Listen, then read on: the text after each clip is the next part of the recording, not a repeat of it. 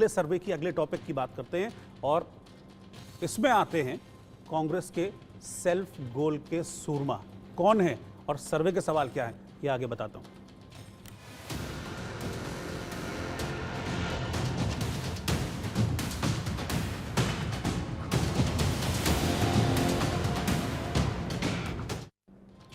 मैंने कहा था कांग्रेस में सेल्फ गोल के सूरमा, और सामने आ गए मणिशंकर अय्यर, जो अपने बयानों से कांग्रेस की मुसीबत वक्त वक्त पर हमने देखा है बढ़ाते रहते हैं। आज एक बार फिर से ऐसा ही किया है मणिशंकर अय्यर।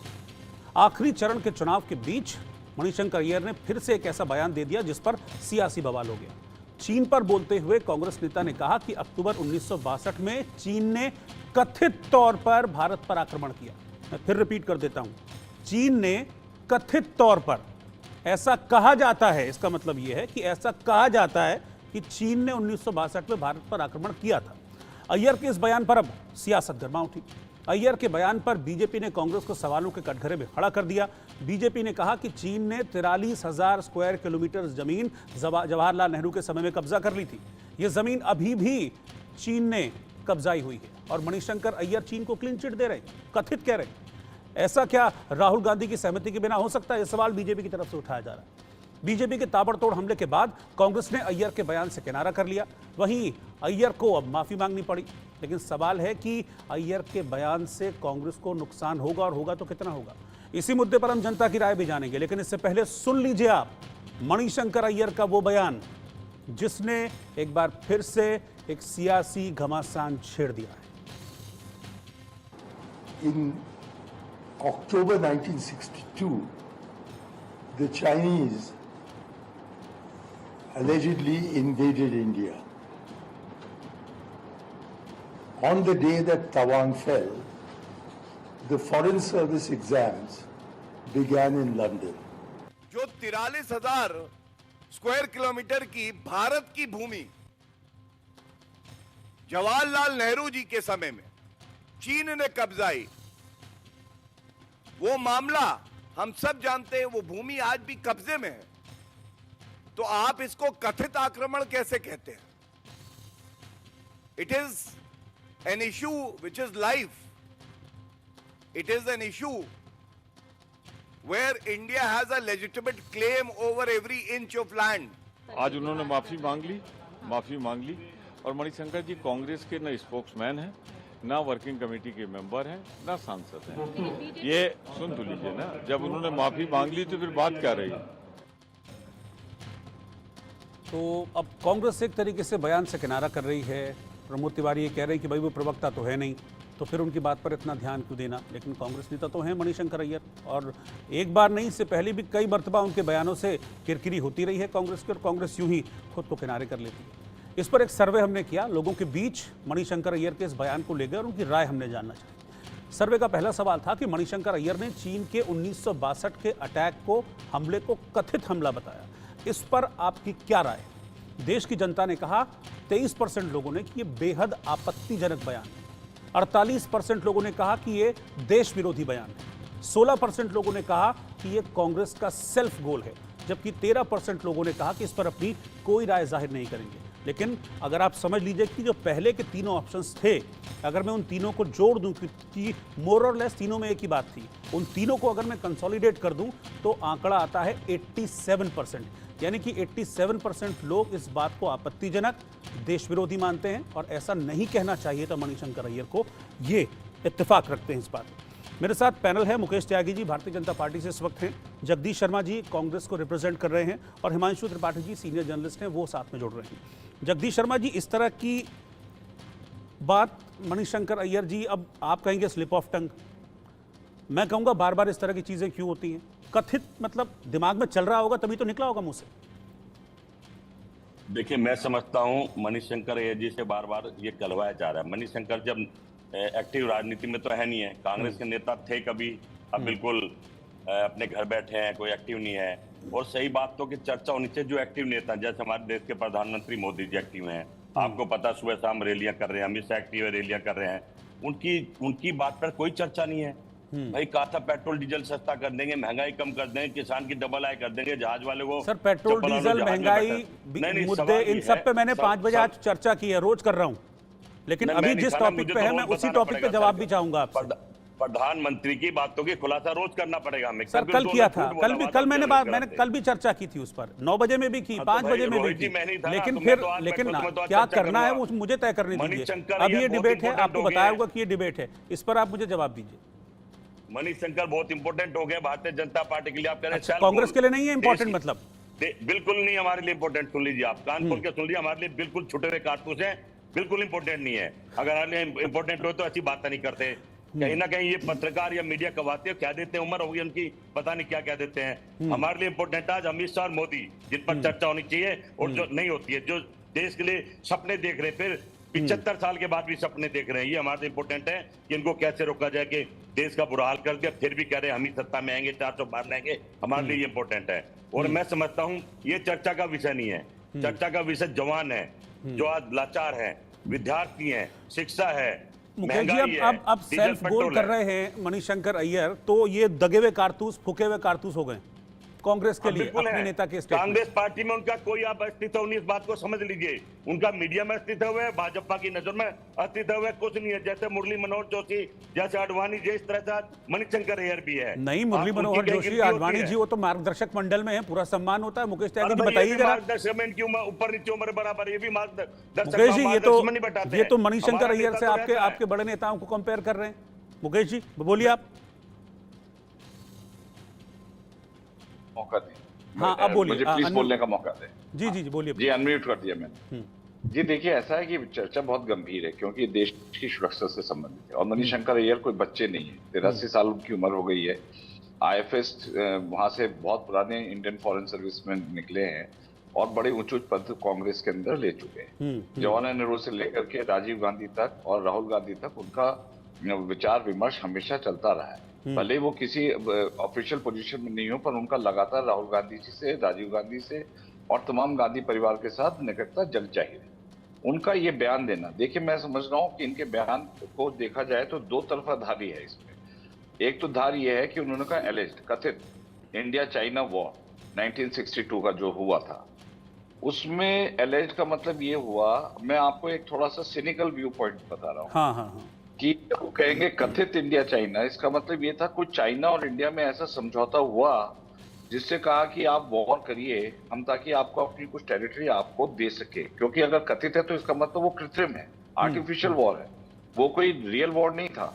ये मणिशंकर के अय्यर से निकलने का मतलब ये है कि उन्होंने एक अचेतन अवस्था में बहुत बड़ा ब्लंडर कर दिया जो कांग्रेस के खिलाफ ही जा रहा है। कि ये कहीं साठ गांठ थी जवाहरलाल नेहरू के बीच में और चाइना के बीच में कि आप ये वॉर करें, तभी उसको कथित बोला, नहीं तो रियल वॉर था। वहां पे तो लड़ाई हुई, झगड़ा हुआ है। और तभी अक्साई चीन जो 38,000 स्क्वायर किलोमीटर का एरिया है, वो पूर्व प्रधानमंत्री जवाहरलाल नेहरू जी ने चाइना को गिफ्ट में दे दिया कि आप ले जाइए।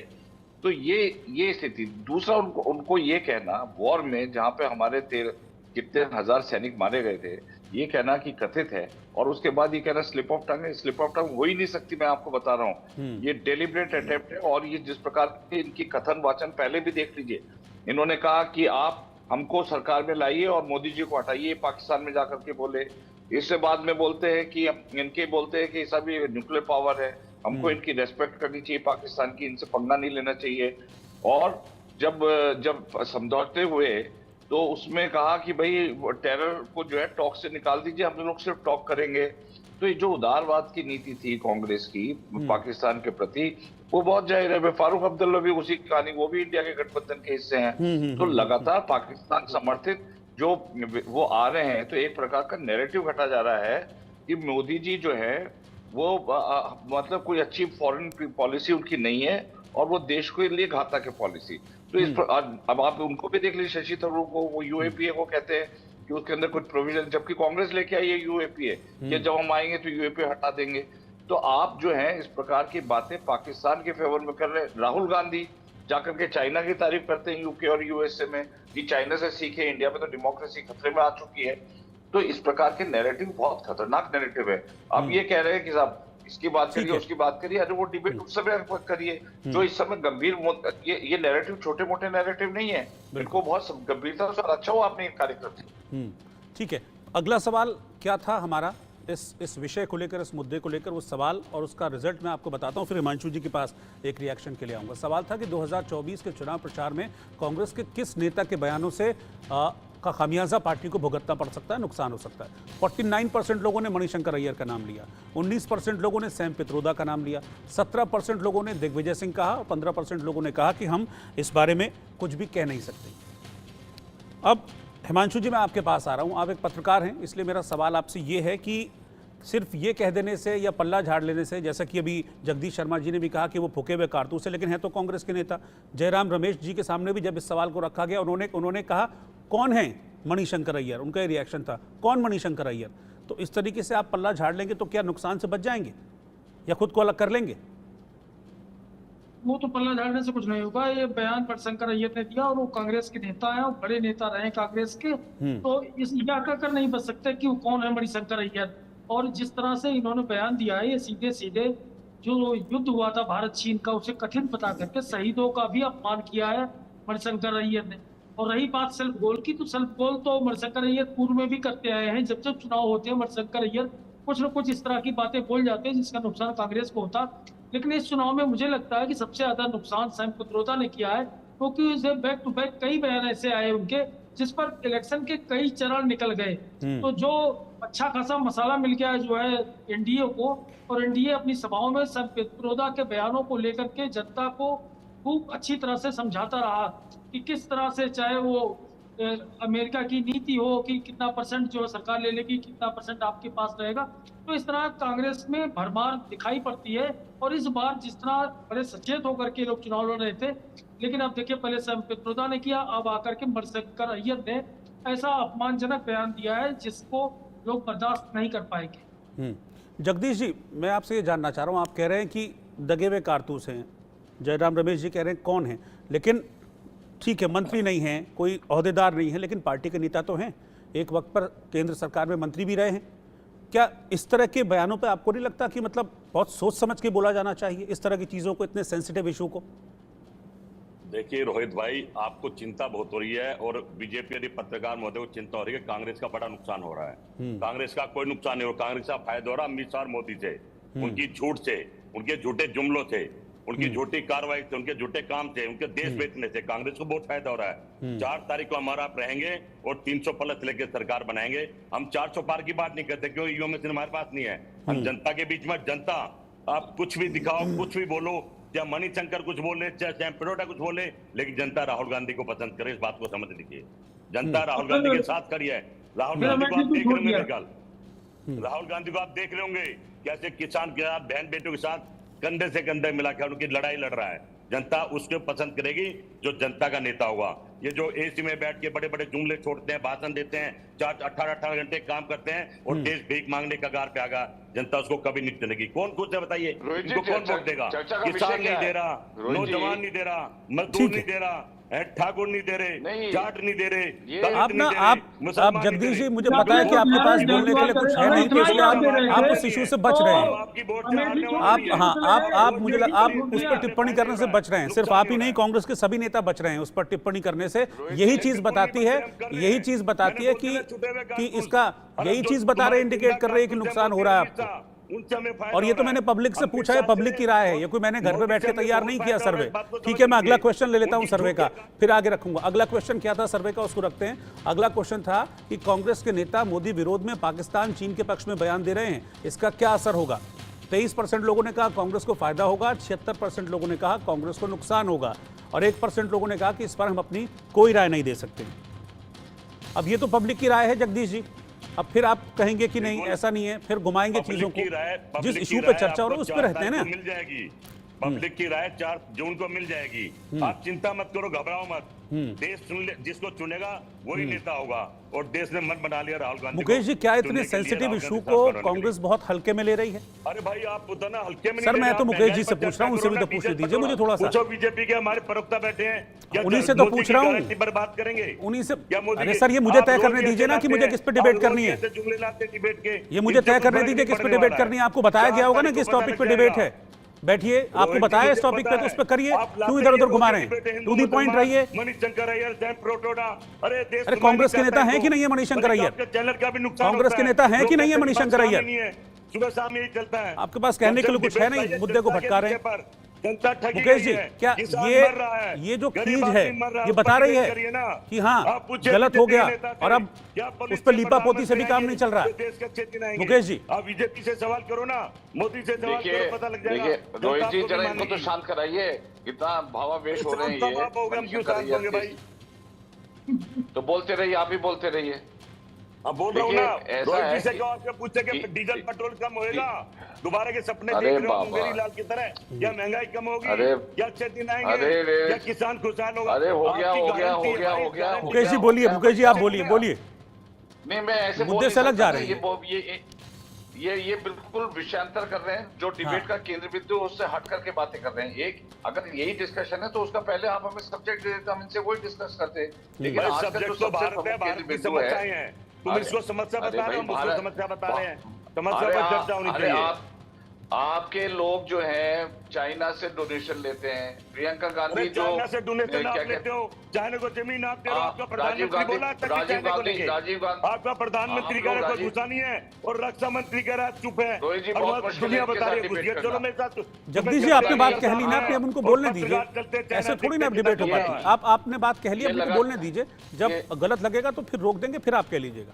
समझ में नहीं आएगा कौन और क्या बोल जितनी रहा है। बात देखिए, ये जो केंद्र बिंदु डिबेट का है, एक अनुशासन होता है डिबेट का कि आपको जो विषय दिया जाए उस पर बोलिए। आप इधर उधर घट करके मैं आपके बारे में, आपके परिवार के बारे में बोलने लगूं, आपके दोस्तों के बारे में बोलूं, तो मैं समझता हूं ये अनुशासन से बाहर है। आप केंद्र बिंदु पर अटकिए कि जो मणिशंकर का अय्यर का बयान है, उस बयान कितना खतरनाक बयान दिया है, जो एक कांग्रेस की प्रवृत्ति को जाहिर करता है। ये कह करके सब वो चले हुए कारतूस हैं, उनकी उम्र इतनी हो गई है, वो सठिया गए हैं या सनक गए हैं, ये कह करके आप पल्ला नहीं झाड़ सकते। कांग्रेस पर पूरा दाग लगा है इस बात का कि ये जो उन्होंने कहा कि एलिज्ड war of 1962 between India and China, ये बहुत खतरनाक बयान है और एक बहुत खतरनाक प्रवृत्ति को दिखाता है। ये लगातार बयान आ रहे हैं। आपने सैम्पिट्रोडा की बात कही, ये बयान कोई ऐसे वैसे नहीं आ रहे, ये फ्रॉइडियन स्लिप नहीं है, ये डेलिब्रेटेड स्टेटमेंट दी जा रही है और कांग्रेस की मानसिकता को जाहिर कर रही है कि कांग्रेस अगर आई तो देश की सरहदें कमजोर हो जाएंगी। जिस प्रकार से चाइना में हम लोग आ रहे थे, तो बड़ी मजबूत कर दी आप लोगों ने। ये पाकिस्तान की तारीफ कर रहे हैं लगातार। ठीक आप है। देखिए पाकिस्तान की तारीफ हो रही। फारूक अब्दुल्ला कह रहे चूड़ियां नहीं पहन करके बैठे हुए पाकिस्तान, और न्यूक्लियर बॉम्ब है। अरे आप उनको प्रोवोक कर रहे हैं न्यूक्लियर बॉम्ब गिराने के लिए इंडिया के ऊपर। तो ये चलिए जो ठीक है, इजराइल की आप बातें जो करता- आखिरी सवाल है हमारे इस सर्वे का, उस सवाल को भी ले लेते हैं, फिर एक रिएक्शन लूंगा फिर, क्योंकि टाइम भी मेरा पूरा हो रहा है। आखिरी सवाल जो था इस सर्वे का वो ये था कि कूटनीतिक मोर्चे पर चीन और पाकिस्तान को सबसे करारा जवाब किस प्रधानमंत्री ने दिया। 70% लोगों ने कहा कि नरेंद्र मोदी, 4% लोगों ने कहा मनमोहन सिंह, 9% लोगों ने कहा अटल बिहारी वाजपेयी, 13% लोगों ने कहा कि नेहरू जी और इंदिरा जी, और 4% लोगों ने कहा कि इस पर हम अपनी कोई भी राय नहीं रख सकते।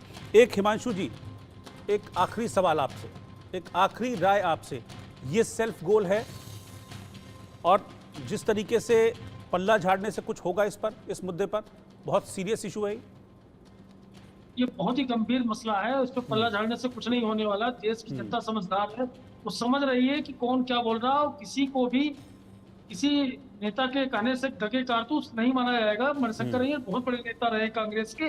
आज की तारीख में जिस तरह बोल रहे हैं कि अडवाणी जी अगर कोई बात कहते हैं तो तुरंत ये लोग बताएंगे कि बीजेपी ने कहा, तो अगर मणिशंकर अय्यर कहेंगे तो उसको क्यों नहीं माना जाएगा कि कांग्रेस के नेता ने कहा। उनके कहने से तुरंत दगे कारतूस हो जाएंगे। बहुत गंभीर मसला है, और कथित कह देना तो अपमान है, सीधे सीधे देश का अपमान है ये। ठीक है, चलिए आप सभी का बहुत बहुत शुक्रिया। मुकेश जी, जगदीश जी, हिमांशु जी, आपने वक्त निकाला, हमारे साथ इस चर्चा में जुड़े।